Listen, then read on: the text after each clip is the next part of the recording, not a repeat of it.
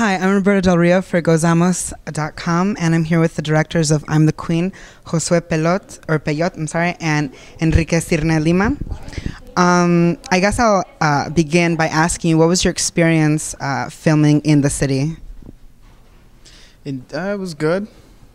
Was it like busy, or did people like ruin shots or? No, actually, it was very easy. It was fun because we know the city. He grew up in Humboldt Park, so he knew a lot of people, a lot of neighborhood. I live by Boys Town, where a lot of the other footage was shot. So it was like being at home with a camera, and it was very comfortable because, like I said, it was actually not done to be a big film. It was to be a short film. We're going to post it on YouTube, and then we didn't have any pressure on ourselves that we're making a film. We were just like making the short documentary with no expectations other than making a film, and so we're just enjoying ourselves. It was actually a very pleasurable experience. And how did you find the interview? Were they easy to sort of interview? You mentioned before that they were very open with you, and that you thought that this was going to start as a short film, but it ended up becoming something else. When did you realize that it was going to become something else? I think as soon as we started taping at Ginger's house, the second pageant meeting, and we saw all the energy of all the characters in the room, and every place we pointed the camera, there was something going on, and we realized that the combination of all the personalities would really make something interesting. So I think at that moment the film changed directions too. We decided that we'd make about the characters. It would be a character study on those four contestants. Would you like to add anything? Yeah, I think just the stories just kept unveiling themselves, and they became more and more interesting. Mm-hmm. So we ourselves wanted to keep filming. What do you think the Chicago Latino community should take from this film, and also the city as a whole? I think it was an important film, I would say, for the city. I see the city, especially Chicago, being really segregated. So I think this kind of shows a glimpse of one of these neighborhoods that usually you don't get a glimpse of. Or people, oh yeah, Humboldt Park, and there's all these kind of stereotypes that go along with Humboldt Park, right? Don't go to Humboldt Park, or the machismo question that we were asked. I expected that, and I'm from the neighborhood, but really, like, it's a very open neighborhood. And that's pretty much it. Yeah, I think Humboldt Park, in a way, it's another character in the film, and I think Humboldt Park comes out really well in the film.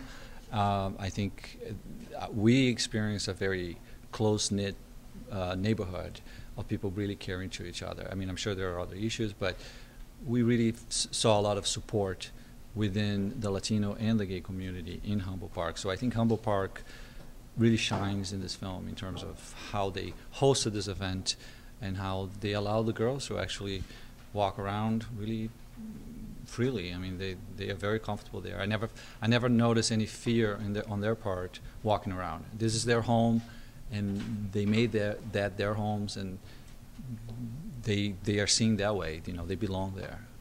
How has your opinion on the transgender community changed, or has it remained the same?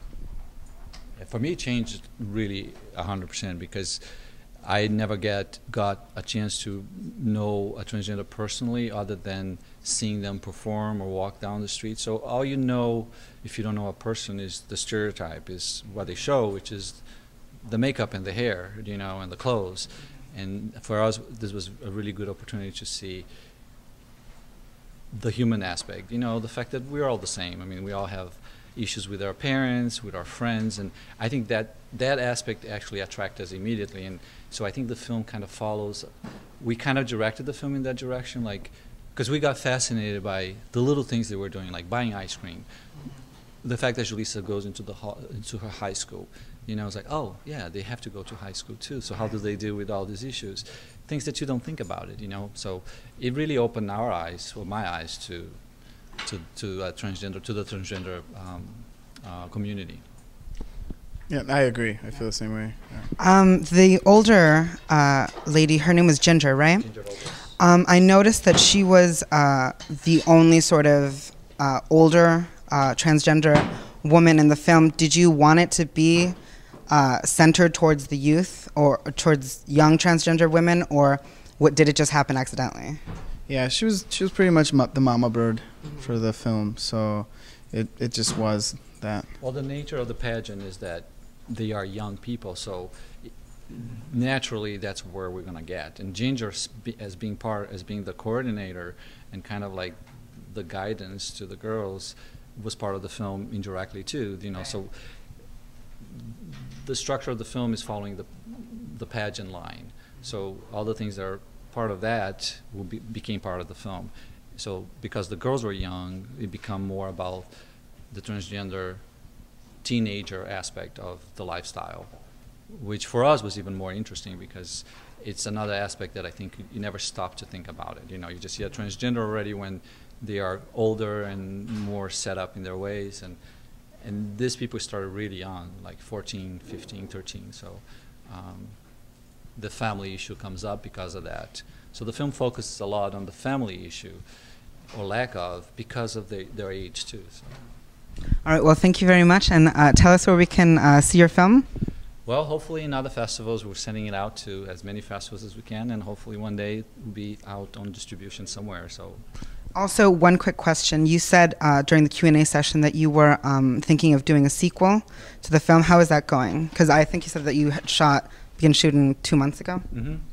It's going well. I think there's a lot of footage that is a little bit darker than this film, but I think the humor is still it's still there. The characters are definitely interesting, and there seems to be other things developing in the film. Mm-hmm. So it's kind of early to tell exactly what structure it's going to take. Like this film, it started one way and then it took in a totally different direction. So we're still kind of finding how we're going to put all this new information in a film format. But we're getting really good interviews with them and events that we follow, and they trust us now, and you know, we have a relationship with them. So in a way, it's easier, but at the same time, it's harder because now we don't have the pageant, which structured this film. So we need to find that structure. So that's still in progress. So. All right, well, Jose Peyot, Enrique Sirren Lima, thank you very much, and we'll see you later.